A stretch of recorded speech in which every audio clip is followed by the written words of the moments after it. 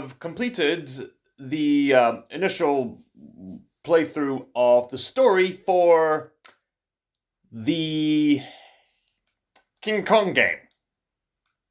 Yeah, that King Kong game. That King Kong game that several people have been talking about on the internet. That King Kong game which has a fairly interesting price. That King Kong game which has had a interesting response from the internet, to say the very least. That King Kong game which many people had to go through. It was tough, but many people had to go through the pains of completing it on a PlayStation console.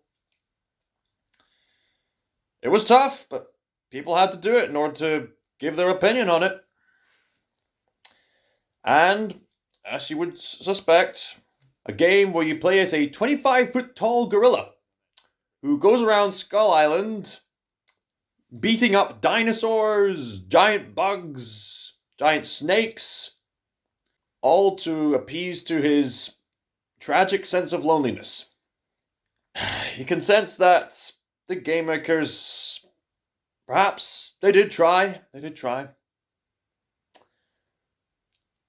But in the end, what can we say about the game of Monke? Well, all I can say is that the King Kong game that I played on a PlayStation console, how do I put this? It was awesome!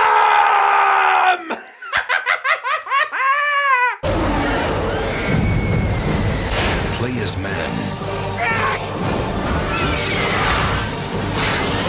Play as Kong.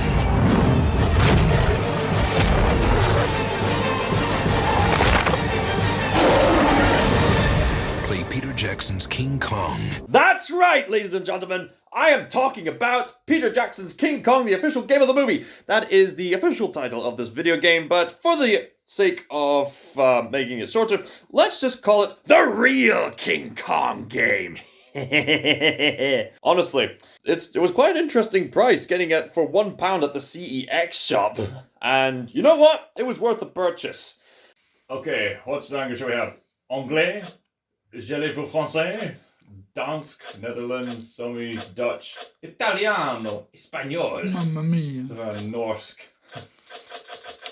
To make things simple, let's just go with our language, because we are such uncultured swines. We choose Italiano because what a mistake to make. Oh, what a mistake to make! Yeah, we've been watching Hello. It's one of the best sitcoms ever made. Is this game perfect? By no means, but I can definitely see why so many people praise this game as being one of the best, if not one of the only great movie tie-in games ever made. Now, I've got my fond memories of playing a lot of movie tie-in games when I was little, but I can understand that a lot of them are very generic and don't have much effort and love put into them, but games like this are the exception. This entire game is centered on rescuing a beautiful lady. We are kissing her hand. And a beautiful lady named Anna Darrow. She make it go wild. She has the blondie hair. What a mistake to make. When you find out it's Gruber. Oh, what a mistake to make. Something quite cool is that usually most games like this, there's usually an extras option that you can unlock. Like in most games, like you just open it up and it just leads you to a gallery that you can just, a slideshow kind of gallery. But what's unique about this is that it's an actual museum exhibit. You can actually walk around. Pretty neat, huh? It's alright. Yeah, it's alright. You'd even get an interview with Peter Jackson himself. Fun fact, Peter Jackson, unlike a lot of people, had his own personal input into this tie-in movie video game. Yeah, Peter Jackson was so deeply into making his own tribute to King Kong, he went as far as to get involved with the video game movie tie-in for the movie that he was making. And it really shows. Peter Jackson's input, collaborating with Ubisoft, particularly with the creator of Beyond Good and Evil, The passion clearly shows here. The best decision from Peter Jackson in this game is the lack of a heads-up display. There's no game interference or inventory sorting screen because Peter Jackson has tried to remove any button prompts and other stuff like that as much as he possibly could. Whilst there are still tutorial segments, Peter Jackson deliberately removed all traces of heads-up displays. Why? Because he wanted to make this game as cinematic as possible. He put a lot of passion into this. Yeah, the game still got its fair share of flaws, but it's still quite admirable. And it is really immersive because of that. For PlayStation 2 standards, this game is really atmospheric with its lighting, its dense jungle atmosphere. There are even certain portions where not much is happening, but you're just so sucked into the environment that Skull Island sets up for the player to see. Can you believe this? Look at the size of those things! The lack of a heads-up display really gets you immersed in the moment, as if you were in the movie itself. It helps that the screen can be made optional for a certain aspect ratio to make it feel more cinematic. So, how does this game go? Well, as you know, the traditional story of King Kong goes as follows. This Peter Jackson adaptation is an adaptation of the 1933 classic. As many of you know, Peter Jackson's adaptation of King Kong is a retelling of the 1933 classic film. It tells a story set in the American Great Depression in New York City. There is a filmmaker named Carl Denham who has been kicked out by producers, and he wants to make a film as his last chance to win back his reputation, and he has no intention of passing it up. So, collaborating with screenwriter Jack Driscoll, the character that you play as for the vast majority of the game, he hires an actress named Ann Darrow, as well as a motley crew of people who can be armed with guns and can help with film production, and they travel to an obscure island called Skull Island in order to get an exotic film that will get them lots of money. Hey, Jack, you gave us a fright. The beautiful lady! Are you hurt? What happened? We crashed against the rocks. One of the sailor's brigs was killed instantly. We put his body over there. Fairly decent graphics for a PlayStation 2 game. Although I heard this was actually a launch title for like the Xbox 360 as well, which has higher graphics. I can't believe it! This is it! The island of the skull. Have you actually seen this King Kong movie? So much money. I don't know which one. I've seen the one with Jack Black. Oh yeah, this is the one with Jack Black in it. Yeah, I've seen it. Not bad for a city boy. Just a city boy, going here from South Detroit. Took the midnight train going. Oh, in this case, took the great big boat going to Skull Island. Happy Denham had enough excitement for one day. Big crabs, dinosaurs, just a way to find emotion hiding From the gorilla.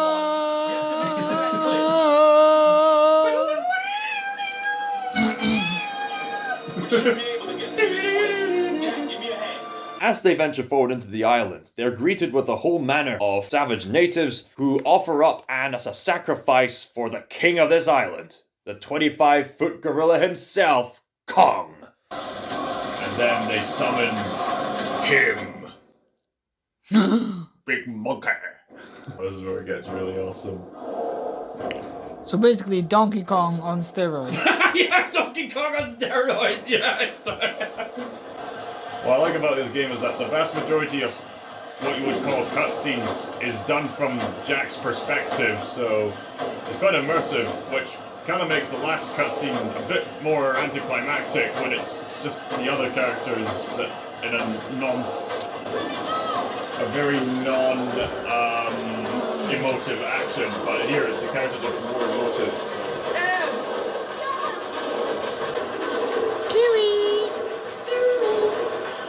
Oh, here he comes. There he is. Big Monke. Well, he's an ape. Yes. It's not a monkey, he's an ape. He has no tail. Yeah, it's the joke name, Monke. Get that lever, we can open this door and find the monkey. Even he calls it a monkey. He doesn't know any better. But yes, he is a giant ape. Way bigger than a Gigantopithecus.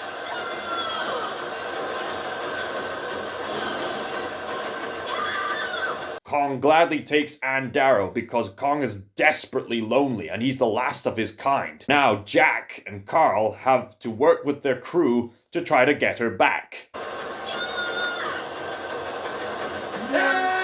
Oh, I can kind of move. Oh, I didn't know I could do that. Well, of course, I'm in... Oh. Jack. Carl, thank God. You got away from him. Let me get those ropes. My God, did you see that? They were chanting the name Kong. Kong. I know, I saw it. Carl, you took Ann. What? Yeah, I know. It was the most amazing thing I've ever seen. It's gigantic. Ah, excellent. This way.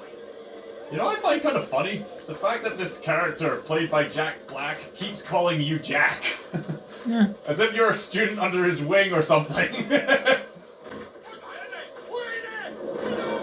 Quick, Jack! Into the jungle! Run away! Oh, thanks for the spear. I have no idea where Hayes is.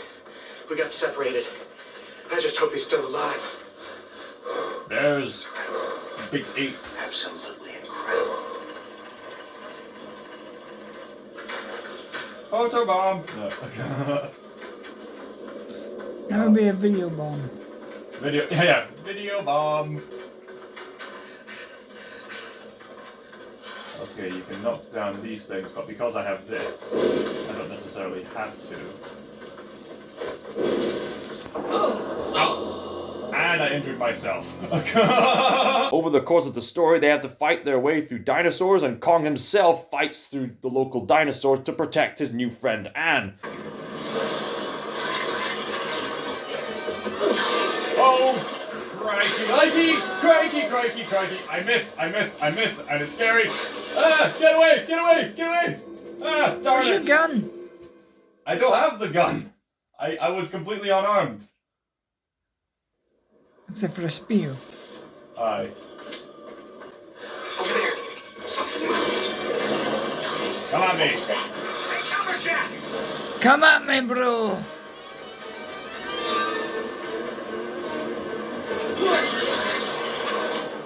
Ha! Yeah! Get here! Oh, there's more of them. And they're fighting beetles. It's a two-hit system.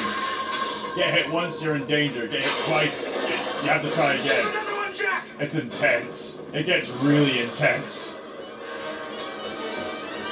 Where are they? There you are! Thankfully they can't fit in here. Where are they? Give me spear. Where are they? Yeah, yo.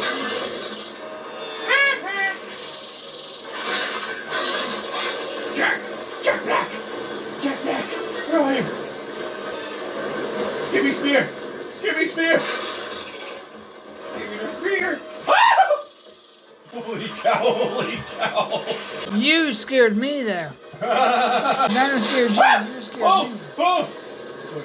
Sorry for the noises. They're so noisy. Jack, can you move? Can you throw spears and stuff? And there's dinosaur, and then I grab this, and then like butt. There we go. And then I have to deal with that thing, which is eating it. There's a food cycle thing here. We can actually distract predators by, giving other food to them, which is really cool and nifty. Give me food. Oh. On your right! Ah, my days. Please don't bother me. Merry Christmas. Anyone else? Who wants some? You want some? You want some? Come here! Want some? Get back! Ladies and gentlemen, Jack Trisco! And then eventually the crew do manage to catch up with Kong, and Jack does manage to get Aang back. Aang back. The crew eventually managed to get Aang back with Kong in pursuit. But Carl has the idea of knocking Kong out with some chloroform and taking Kong all the way back to New York City to display him for a money-making spectacle. But this plan doesn't really go well for Carl, as Kong manages to break free from his bondage and cause a rampage throughout New York City. Don't worry, when I played through the segment, I tried my best not to harm that many people. I hope those people that Kong flung at least had some broken bones and had some time to recover in the hospital, and I hope the people on the planes had parachutes. Until Kong eventually reunites with Anne. Anne, having formed a friendship with Kong, willingly goes into the hand of Kong once again. Well, at least in the Peter Jackson version. In the Peter Jackson adaptation, in Peter Jackson's version of the story, there's more of an emphasis between this bond between Anne and Kong. Well, it has a lot more emphasis on the heart put into it. Either way, in this version, just like the 1933 classic, Kong takes Anne and climbs up the Empire State Building to avoid the military, only to be attacked by the biplanes, leading to the famous scene of Kong challenging the biplanes to a fight on top of the Empire State Building. And as you all know, the story ends tragically as Kong tries his best and even takes down a few planes, but Kong himself gets pierced by bullets. He takes one last look at the beauty he had cherished, that is Anne Darrow, before Kong's spirit departed and Kong's corpse collapsed down the Empire State Building. As the crowds gather around Kong's corpse, Carl laments that it wasn't the planes that killed Kong, 'twas beauty that killed the beast. Or does it? Because according to this game, Peter Jackson went out of his way to see to it that there's an additional ending that players can unlock if they get through all the extras. That's another interesting feature in this game. It provides some further reward for the replay value, and replay value is always a nice bonus when it comes to video games. People do love to experience films and books and radio plays over and over and over again, yet video games have a very unique aspect in doing things over and over again because of the direct interactivity that involves the player. Through each of the levels of this game, when you replay the levels again, you unlock this score-based system which can allow the player to go back to certain levels and try to perfect certain levels. When you're first playing through the game, it gets you through the next level, no problem, but when you play through the level again, it gives you this high score system for you to look into. So you get positive points, you get negative points. So I really like this kind of replay value. It encourages you to play better. I like Sonic the Hedgehog. I always liked the Sonic the Hedgehog games. Whether they be playing as Jack or Kong throughout the game. And if they get enough points, I'm getting some Life is Beautiful vibes from this. According to the instructions here, it says, Peter Jackson's King Kong, the official game of the movie, allows you, once you've got to the end of the adventure, to unlock new extras by replaying the game's levels and earning points. If you manage to score well, you can actually change the course of the story. Man, don't you just miss instruction manuals that just give the layout of like the characters and tips on how to play and then gameplay mechanics? I don't know, something about it. It's just really immersive. I miss instruction manuals. So yes, there is an alternative ending to this game.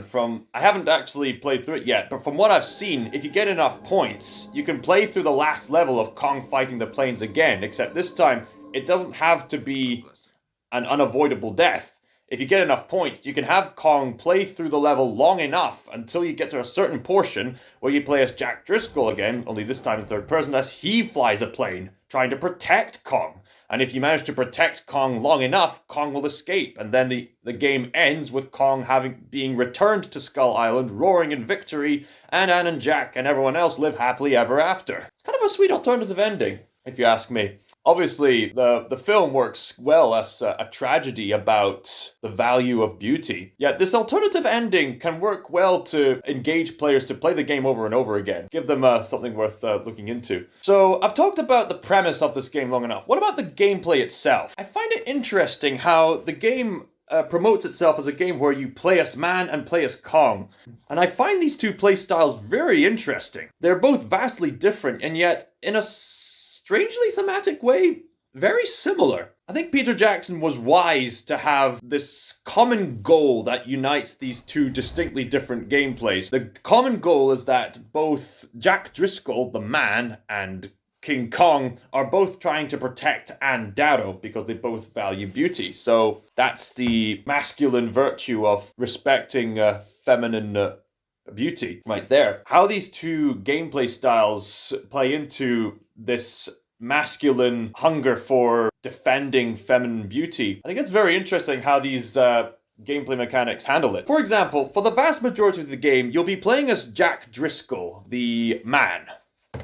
He is a screenwriter. It should be noted that in the 1933 film, he was kind of a butch, typical 1930s guy. And in the movie, he was not as butched up, but nevertheless was portrayed as a character who adjusted to be brave enough to take on the dangers of the island. A lot of people have critiqued Jack Driscoll's character in Peter Jackson's version as being a bit boring. Although I think if people took the time to play this game, I think people would get more respect for Jack Driscoll, because on a purely mechanical basis, he's probably the kind of character where people could empathize with him more through an interactive format, more so than the movie format.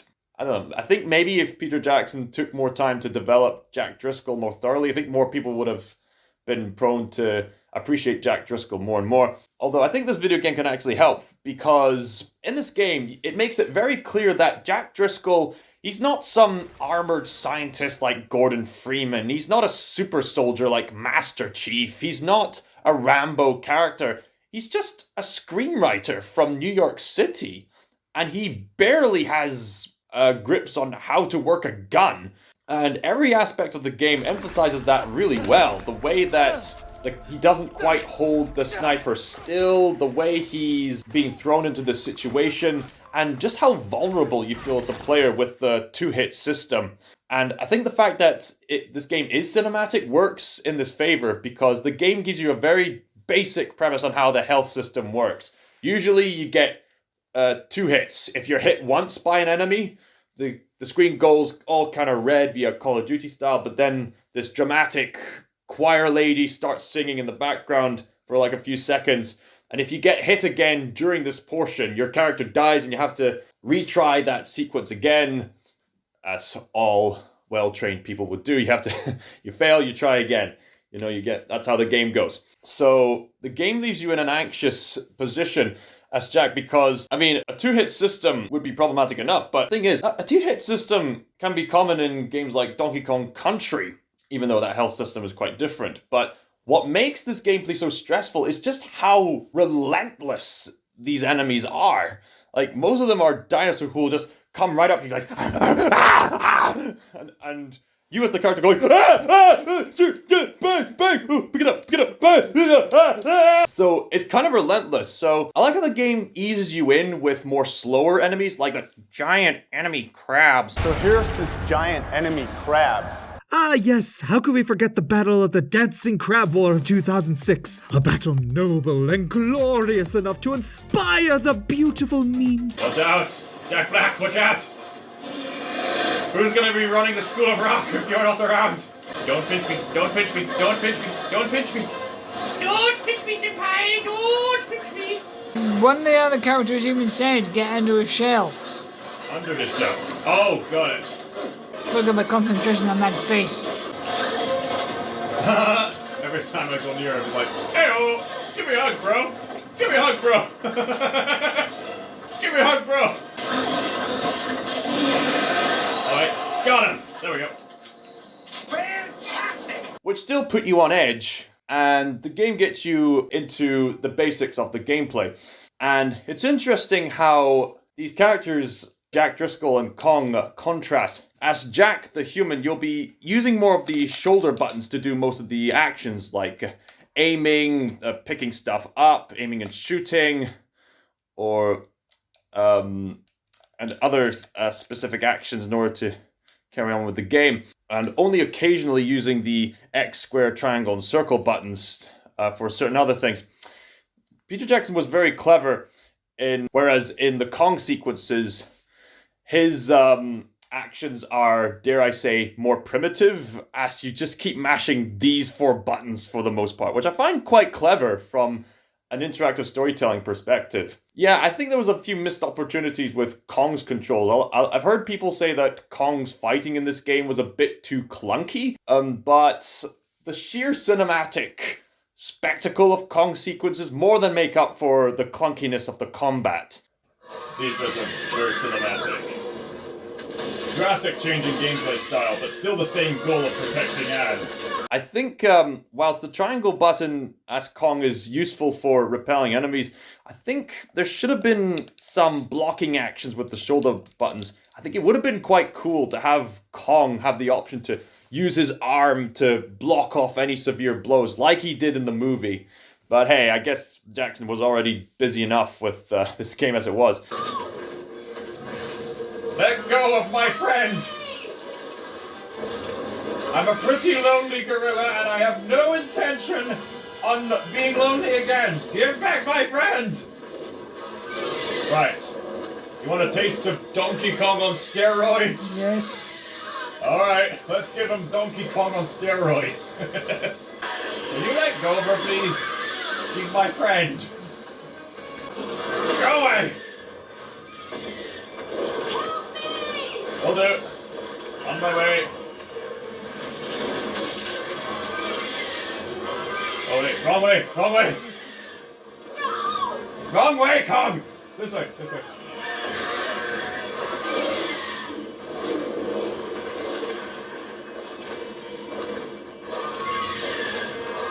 Alright, I'm coming to get you.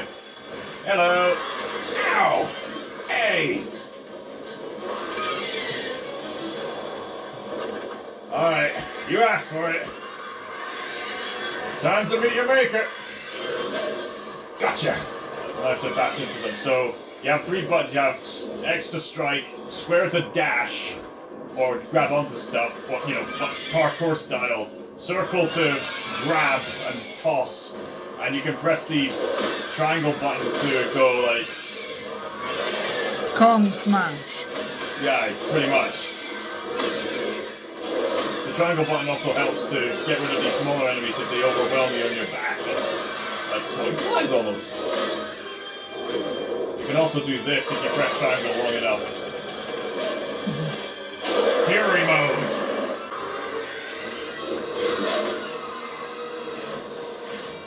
Come on. Come on, come on. That's it, that's it, that's it! Here we go, here we go, here we go, here we go, here we go, here we go! And...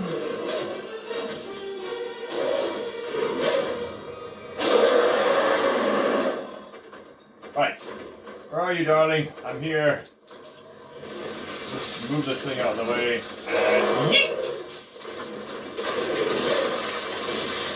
Hello. It's me. Where'd you go? Where is my lady friend? Down you go, Kong.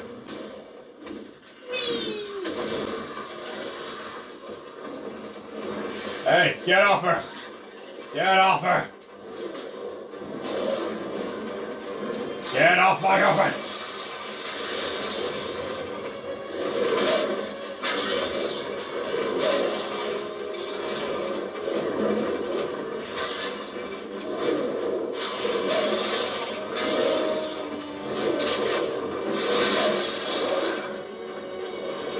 Alright, we're all good now.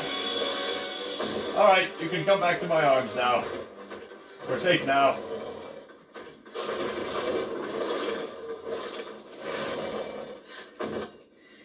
This is quite a funny cutscene.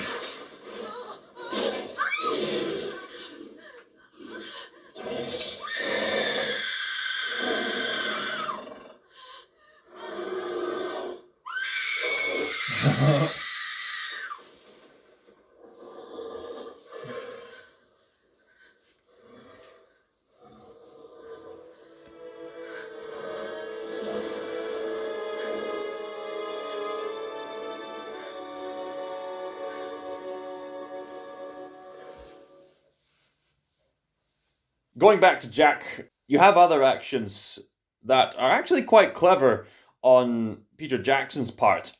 Namely, due to the lack of a HUD system, Peter Jackson has kindly given us the option of pressing the circle button to have Jack Driscoll say out loud how many bullets and magazines he has left on a certain gun he's carrying. Bullets are pretty scarce in this game. Yes, you'll have this plane, which wasn't in the movie as far as I'm aware, go about to drop off these crates via parachutes in order to drop off guns and bullets and fairly magazines. But even then, the bullets and magazines are fairly scarce compared to other games. It's kind of like The Last of Us in that regard. You really count your blessings with every single bullet that you have for every single encounter. That could mean the difference between life and death. Skewered crab for lunch. Are you in the mood for like crab? Yay, crab sticks. Interesting how people can interact with these animated pixels and these programmings, which, when you really look back, date as far back as World War II airplanes, and just see how far the technology has come from a sheer scientific perspective. But that's a topic for another time. I like how Peter Jackson added in a food chain system in this game. So you can take advantage of that by taking a spear, get used to spears in this game, by the way, and piercing a non-carnivorous creature like a bug or a salamander or a giant dragonfly, and then with it attached to the spear, you can toss it in a nearby area, and nearby predators will immediately go after that food as a distraction and go and eat each other. Also, you might often see other predators fight against each other, such as the giant centipedes fight against each other. And you can use the food on spear mechanic, as well as lighting a spear on fire, to find various creative ways and traps to maneuver your way around enemies, which is very clever and gets you in the shoes of someone trying to survive and taking advantage of the fact that humans have this divine attribute of being, very smart. You can also press the X button to focus on someone and call on them talk, or to switch weapons. Now, a lot of people have said that these AI companions are fairly useless.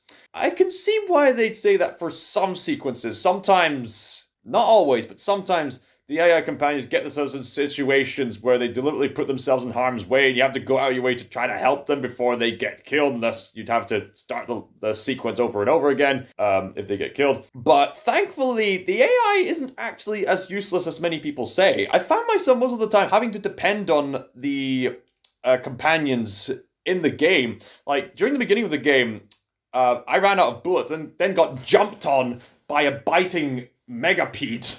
And I was just running around like, ah! And then my companions managed to shoot it down. So I was very grateful in that regard. So they're not completely useless.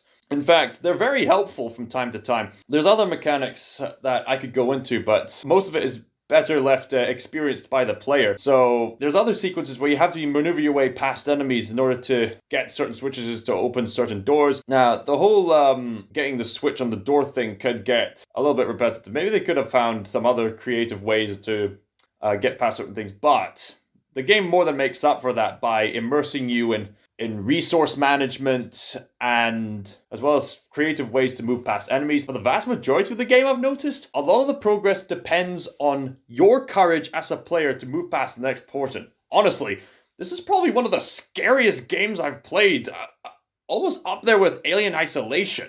Yeah, this game. It's not as explicitly horror as, like, the Alien franchise or many other horror franchises, but you have to remember, back in 1933, people got sick from the sight of bugs eating other people. So, in a sense, King Kong is a horror. I mean, it's a tragedy first and foremost, but still, there is some horror elements to it. Like I've said before, when you play as Jack Driscoll, you don't feel like a superhero, because Jack's not really a superhero, but what could qualify him as a hero is his sheer courage to keep moving forward to save Anne despite the odds. Honestly, there were so many times when you have to get past these raptor-like creatures, and you can use these tight wee corridors to avoid them, and you'll have to look for your cues to get out. But especially with how rare bullets are compared to other games, and with how vulnerable Jack can be, just taking a step outside can take a lot to muster, such as, is it there? Is it there? Maybe the sound design could have been slightly improved upon. Maybe if there was a remake, they could take advantage of surround sound so that you can definitely tell, okay, the creature's right there. But I suppose that as it is, you can tell, okay, I can hear the creature. It's outside. It's right there. And occasionally, the creature will come by, giving you the opportunity to poke at it or to shoot at it. If you walk back and forth between certain bits, you'll begin to notice that there's this pre-programmed aspect of how enemies are supposed to spawn or respawn. Like, for example, if you... there's this one sequence I remember where if you go in and out of this wee tunnel, and if you look in the right place, you'll see the Velociraptor going back and forth between going up this cliff and then down again. The same thing happens at the end of that particular bit where you're by the waterfall at the end of where the Brontosauruses were walking, and then you see the Velociraptors going back and forth between going to eat you and going to the cliff, depending on which bit you walk at. I mean, it's just probably an outdated mechanic, but nevertheless, you can take advantage of this to try to kill them. You can also use spears to slow them down. This is especially helpful against the terrifying V-Rexes.